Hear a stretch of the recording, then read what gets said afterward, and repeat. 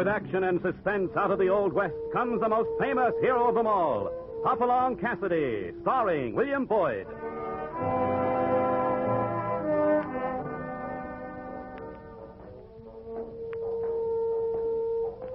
The ring of the Silver Spurs heralds the most amazing man ever to ride the prairies of the early West, Hopalong Cassidy, the same Hoppy you'd hear in motion pictures, and the same California you've laughed at a million times.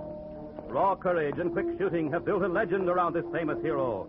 Hopalong is a name to be feared, respected, and admired, for this great cowboy rides the trails of adventure and excitement. William Boyd as Hopalong Cassidy, and Andy Clyde as California. Here's Hoppy now with another new story. The Women of Windy Ridge, we call this one, and it happened in western Oklahoma, in the narrow stretch that lies between Texas and Kansas. We had no real business being there at all, since we were on our way to a Kansas roundup. But California had remembered that Liz McCoy lived in a place called Windy Ridge. Liz McCoy, who could make the best beef stew west of Topeka. So in Windy Ridge, we went looking for Liz and her beef stew. But what we found there had nothing to do with food. Before we rode into the little town... Look here, you. I'm getting sick and tired of this, Wade. They tell me you haven't done a thing yet. Why don't you let us alone, Steve? You may be mayor of this town, but I'm sheriff of the county. But you've had 3 hours on this job, and you've done nothing. What's the matter? She's a woman, Steve. It ain't the same with women. It is when they're killers. I want her taken, Wade. I want her taken now. Now, listen, Steve. Liz has dynamite in that house, and she's promised to use it if we rush her. What are you doing? Letting her buffalo you? All right, Steve. Hang around a minute. You'll see how it is. Liz, can you hear me? I'll hear you all right, and I'm sick of hearing you. I'm giving you one last warning, Liz. And I'm giving you one last warning, Wade. I'm giving you 10 seconds to get back across that street. You and the rest of your posse. If you don't, I'll blow you sky high. This is the last warning, Wade. The next poke that rattles that door gets it. Come on. We'd better get back across the street like she says.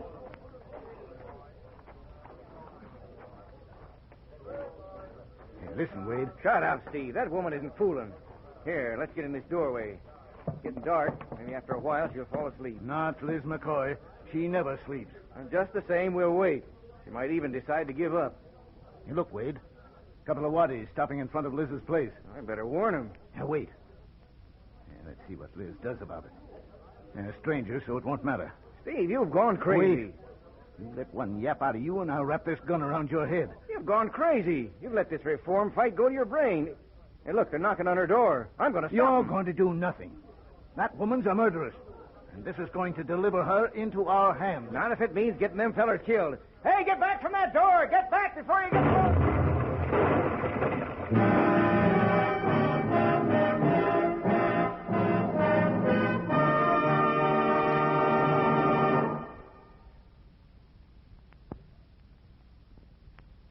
Now back to Hopalong Cassidy and our story, The Women of Windy Ridge.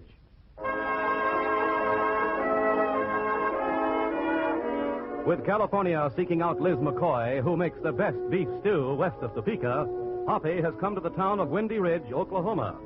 But here, as they're standing knocking at Liz McCoy's door, a warning shout comes from across the street, and a charge of dynamite explodes almost in their faces. Hoppy, come. You all right, Hoppy? Yeah, I'm all right. But I wouldn't have been if somebody hadn't yelled. Who did that? I did. Here, we'd better all get back out of the way. No telling what that woman will do next. Look, Wade. That explosion tangled up the whole front of her house. Maybe it got Liz, too. And maybe it didn't. We won't take any more chances. What's this all about? Who are you fellas? My name's Wade. I'm sheriff here. That explosion, what? Liz McCoy did that. She's holed up in there. And we aim to get her out. Now, wait a minute. Why is she holed up? Yeah, and why do you fellas aim to get her out? Liz McCoy happens to be a friend of ours. And she also happens to be in trouble. The marshal of this place was stabbed to death this afternoon, and it seems that Liz McCoy did it. Liz McCoy? Sheriff, you just ain't making sense. Liz McCoy wouldn't kill nobody. I've known her for years, and she just ain't that kind. Well, people change. Anyway, the marshal's body is lying inside her house, and she won't give herself up. What happens if she gives herself up? She'll get a trial. A fair trial? Sure, it'll be a fair trial. Well, what kind of people do you think we are? I don't know. If you're sure she'll have a fair trial, I'm willing to try going in for a talk with her. Hold on now. She's liable to blast your head off if you get anywhere near her. Maybe. But I'll take that chance. And I'm taking it with you, Hoppy. Oh, all right. If you want to take the chance. Hey, you might try going in from the side, from the top of that porch next door. We'll try and keep her attention out here. Sounds like a good idea. Come on, California.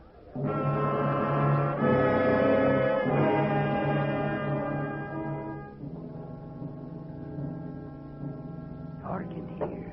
Wish there was a moon or something. I can't see a thing. I can see you all right. You don't climb back out that window, I'm going to blow your heads off. Don't shoot, Liz. It's California. California Carson. And Hopalong Cassidy, Liz. We just want to help you. Why, you two ornery polecats, what are you doing here? Liz, you're in trouble. We want to help you. Hoppy, nobody can help me. What happened? You didn't kill the marshal, did you? Oh, I never killed nobody in my life, but that ain't going to help me now. Well, if you didn't kill him, Liz, give yourself up. Stand trial. What, and be hanged for something I didn't do? Not me. Oh, Liz, they don't hang women out here. That's where you're wrong, California. I've seen a woman hanged. Margie Benjamin over to Pascal's Gulch. The way things are in this town, I don't have a chance. Besides, I ain't going to let her mock me, sit there while I'm on trial, a-grinning at me. Who are you talking about, Liz? Why, I'm talking about that Dolly Chester. Her and her fancy feathers. If it wasn't for Dolly Chester, I wouldn't be in this trouble. Liz, give yourself up and stand trial. No, not me, Hoppy. I'd rather shoot it out here in my own place and die with my self-respect. What is it that's wrong, Liz? What's the cause of all this? Why, they've gone crazy, that's what's wrong. Crazy with reform. And that woman's the cause of it. Now get on out of here, you two, before them others try sneaking in here while I'm talking. And you can tell that sheriff that I've got 2 shotguns waiting for them as I don't get with the dynamite.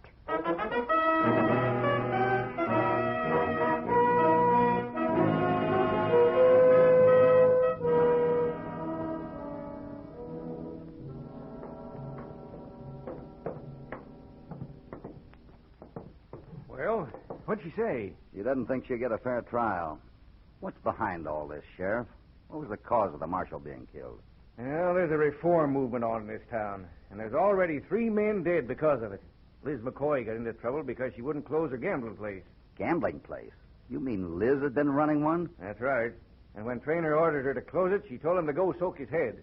Who's Dolly Chester? Liz said something about Dolly Chester being the cause of all the trouble. I guess you could say she is. It's Dolly Chester that's leading the reform movement. And I can't stand here talking. I've got to do something about getting Liz McCoy out of that house. Wait a second, Sheriff. Why don't you hold off a while? I've been thinking that if this Dolly Chester guaranteed Liz a fair trial, Liz might give herself up. Yeah? And who's going to get Dolly Chester to do that? Not me. Or not any other man in this town. I'll talk to her. You mean you'll try? Ain't a man in the world ever got anywhere talking to feathers. And the same will go for you. Yeah? Where can I find her? Well, I won't give you no trouble. The biggest and best-looking house in town. And she's the prettiest woman in these parts. And if you think you can handle her, you're plumb loco.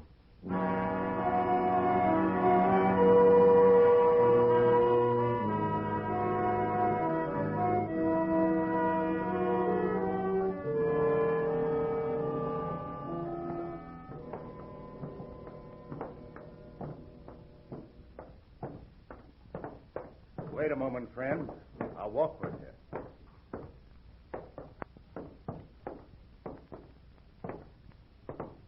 I heard what you said to the sheriff back there about talking Liz McCoy into giving herself up. It made me wonder What about? why you should want to meddle in things that don't concern you. Liz McCoy is a friend of mine. And you think you'll help her by giving her that kind of advice? How would you help her? I'm working on that. I'm doing my best to get her out of town. That would make her seem guilty. Should also help her to live longer. You must be unaware of the bitterness there is in this town, friend. The reform movement they have going has incited a lot of people to hysteria. The kind of hysteria that breeds lynch mobs. You speak as a man of education, but I don't know you. I'm Fergal, a gambler. I run a place called the Blue Emerald. I see. Well, I appreciate your advice, but I think you're wrong. I've never known anyone to help himself by going on the run. If Liz McCoy stays in Windy Ridge, she may pay with her life. I know that, and Liz knows it. Liz and I are in the same business, and I always take care of my kind. Suppose this Dolly Chester is willing to guarantee Liz McCoy a fair trial. Dolly Chester will guarantee nothing to anyone. And your interference will only confuse things. It'd take gunplay for you to get Liz from under the nose of that sheriff. He's tough and determined. And he has determined men with him. Well, you're a man of your own opinions, friend. So I must warn you to stay out of it. And if I don't? You may not see the end of this street. Then I guess I'd better go on my way alone. Yes, perhaps you had. Good night, friend.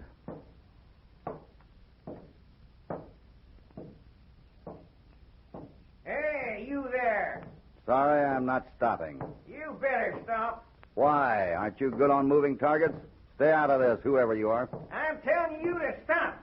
Better change your business, stranger. You're in a deadly trade. And this is one job I'm going to finish. Bartram! Where is he, Bartram? I'm here, Fergal. You'd better come and get your gunman. I have business of my own with Dolly Chester.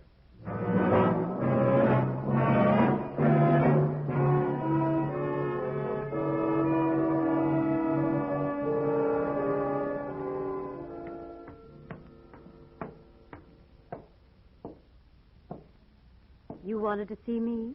Yes, I did. Do you always stare like that? So that's why they call you Feathers. Who calls me that? Oh, several people. Maybe the whole town. Plumes. And never have I seen them so delightfully displayed. And what else did they tell you?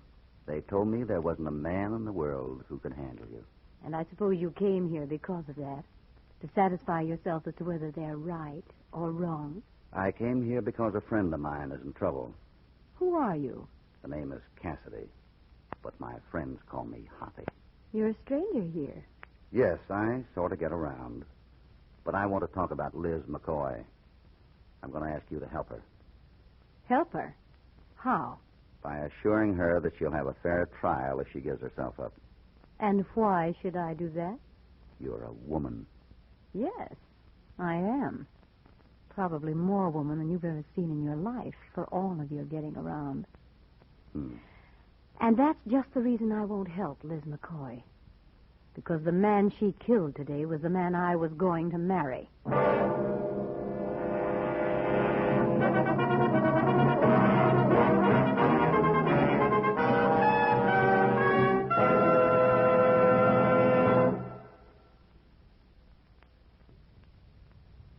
Now, back to Hopalong Cassidy and our story, The Women of Windy Ridge.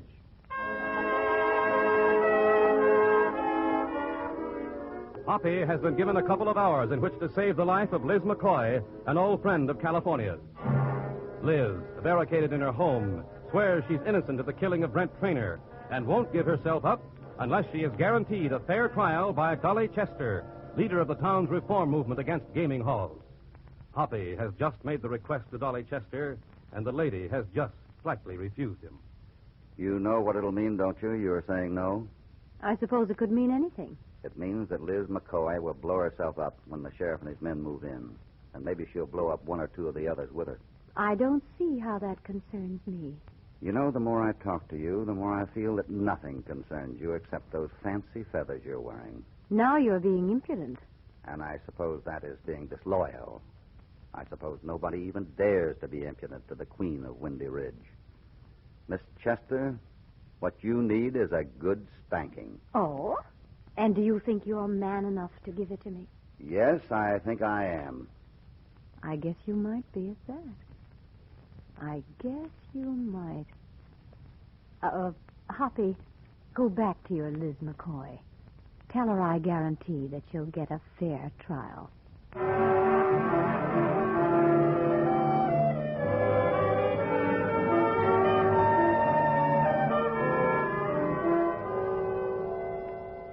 Well, Cassidy, I'm sure relieved. And I'm much obliged to you. I've got that deputy of mine ready to take Liz McCoy over to Reddington. Be safer for her there. Safer for all of us. Sheriff, how would Fergal figure in this? I don't know. Blue Emerald's just outside the town limits. It's the only gambling place around that the mayor can't close up. Has Fergal always been friendly with Liz McCoy? Liz has always hated his inside. And she's never been backward about telling him. What about this reform movement? What do you think of it? Cassidy, this is a raw country. Its people have to blow off steam somehow. Yeah. Bottle 'em up and you breed trouble. Yeah, you're right there, Sheriff. Steve Graham was a good mayor until he started off on this campaign. Now he's full of fever, and so are the rest of the folks. And the worst part of it is going to come when those trail herds from Texas start moving through here next week. With this no gambling, no drinking fever, the folks are just waiting for 'em. You're going to see a bloody time, Cassidy. A bloody time. Was the gambling harmful? Oh, not that I ever noticed. Marshal always kept everything under control. Who's that? I couldn't tell for sure under that lantern out there. I think it's my partner and the mayor. Mayor? It can't be. Wade, I want... Hey, I thought you and my deputy were taking Liz McCoy over to Reddington. Not me, Wade. There was bail put up, and Judge Lawson said she could go free until the trial. Bail of all the... Who put it up? Fergal. He said she was his kind, and he was going to help her. And Liz wants to see you, Hoppy, right away. Over to her house. She said to come even if it was late. Bail. That rips everything. Come on, Pete. We better start swearing in more deputies. We're going to need 'em. And Cassidy, if you and your pal are willing, I'll start with you two.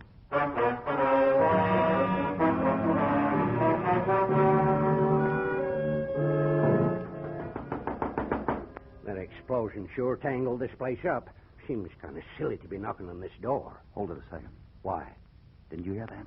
What? I thought I heard voices. Somebody sort of gasped or choked. And the light just went out. Come on, let's get through these right timbers. Yeah. It might have been easier if we'd have gone around the back way. Ain't no back way.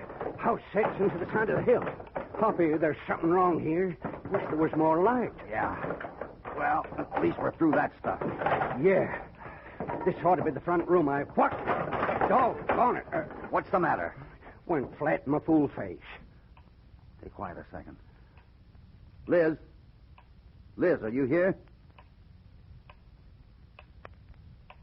Like being in a grave. Like, What's the matter now? Pushed my face into cobwebs or something. Hoppy, ain't you got a match? This is getting on my nerves. I'm way ahead of you.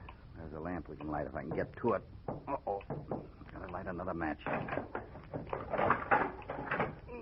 Hey, what was that? Could be more of those boards just falling. And it could be somebody making them fall. There. Now we got the lamp. Yeah, that's better. Let's see if Liz is in this other room. Yeah. Well, I'll be all darned. Sitting in a chair fast asleep. I'm afraid it's going to be a long sleep, California. Take another look. There's a knife buried in her chest.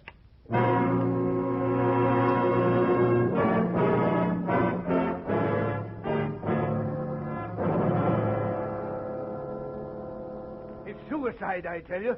That woman knew she'd be convicted of the marshal's murder, and she killed herself. I don't agree with you, Mr. Mayor. Liz McCoy wasn't the type of woman to kill herself, whatever kind of problem she might have had. Ah, that's ridiculous. Anyone can kill themselves, for any reason. Sure. And I'm sure that's what our coroner's jury will say about it.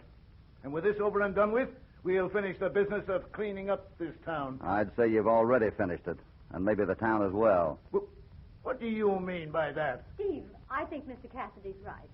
I think it's time to let up on our crusade. You've been getting too upset over it, Steve. Why, You closed up all the gambling places in town. Don't you think that's enough? With 4 people dead, I think it's more than enough. Mr. Cassidy, Yes, Miss Chester.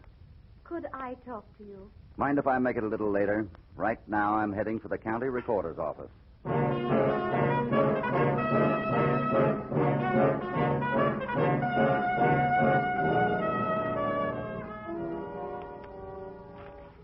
Look, do you have to go through every paper in the place? Can't that clerk help you? Quiet. The clerk's an old man, and he doesn't see very well. I'm just about through anyway. Right, Hoppy, but I sure don't get it. You will, California, because I think I've come up with the exact reason for all this trouble they've been having in Windy Ridge. Hello, Cassidy. Don't tell me you're one of the few people around here who can read. Hello, Fergal. Yes, I can read. It's a habit I picked up when I was quite young. Thinking of buying some property in the neighborhood? Not for a few years yet. I still like to get around and see things. I imagine you see a lot of things, Cassidy. Too many, perhaps. I notice you're wearing a gun, Fergal. You didn't have it on yesterday.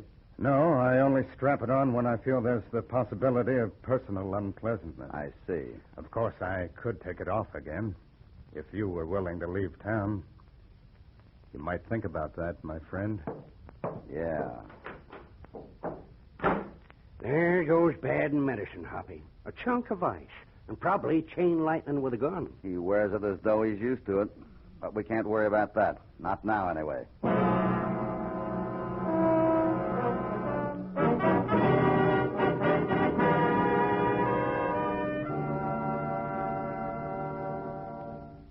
So you came back, Hoppy. Didn't you think I would? I hoped you would. Because I can't seem to get you out of my mind. Well, that could be a compliment. It's meant to be. And coming from a woman as beautiful as you are, well, I'm impressed. Do you like my house, Hoppy? I guess it's about the fanciest home I've ever been in, especially for a town like this. I chose this town deliberately, Hoppy. I picked it out and came to it when it was just beginning. I decided to make it my town because I wanted to grow with it. Mm-hmm. And it is growing. We're the county seat now. Soon there'll be a railroad coming here. It's going to be a big town. And I'm going to be the most important woman in it. But a woman doesn't like to go her way alone. Oh, Hoppy, stop twirling your hat. Just look at me. How about Traynor, the marshal? Oh, that was never a particularly flaming affair. At least, not on your part. That's right. From what I hear, he had it pretty bad for you, though. Perhaps that's why I said I'd marry him. I really only wanted to be kind. But with you, Hoppy... Traynor had it so bad for you that he didn't quite know what to do when he found out you were crooked. When he found out I was... What on earth are you talking about? I'm talking about the fact that you own a half interest in Fergal's gambling hall. I'm talking about how you engineered this so-called reform movement so all the town competition would be wiped out, with Fergal's place the only one left because it's beyond the city limits. Wherever did you get such a fantastic idea? From a very factual source, the county recorder's office. You didn't have much time to lose, did you? Most people out here can't read. And the recorder's an old man almost blind. You weren't very likely to be caught. But I guess the marshal caught on, didn't he? But he loved you. So he made the mistake of telling you he knew, and you killed him. Liz McCoy killed him. He died in her home. Liz McCoy would have used a gun.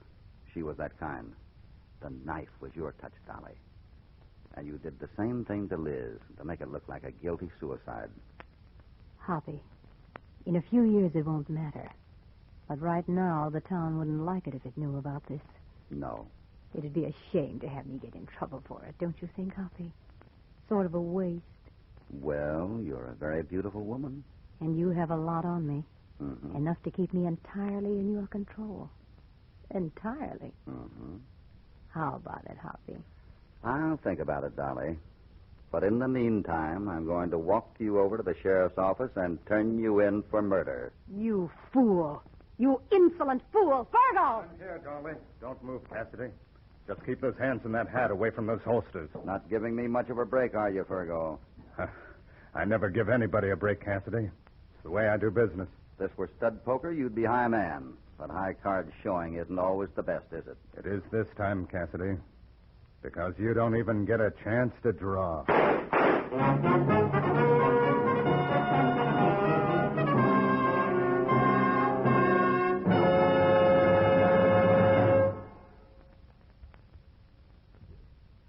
Now, back to Hopalong Cassidy.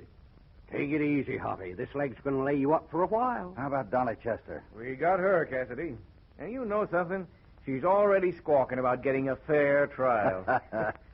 But how'd you happen to down Fergal when he had the drop on you? I figured ahead of time that I'd be in the middle, so I had a derringer inside my hat.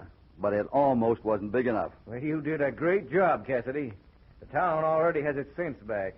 And I'm not going to have to worry about them Texas trail riders. But how did you know, Hoppy? How'd you figure it was Dolly Chester? Did you ever know Liz McCoy to keep a dirty house, California? Shucks, no. She was about the cleanest party alive. Right. So when you were crawling around on her floor last night, I didn't see how you could be pushing your face into cobwebs like you said. But I did figure it could be feathers, with Miss Chester wearing them as she sneaked by us in the dark. She was feathers. Yeah. Well, I'll be gol darned. Yes, sir. I'll be gol darned.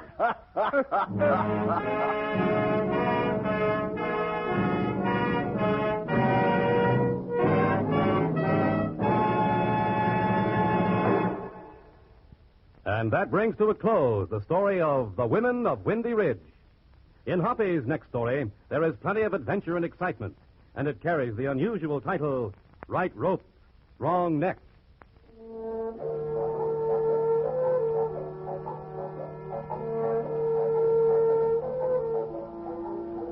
Hopalong Cassidy, starring William Boyd, is transcribed and produced in the West by Walter White, Jr.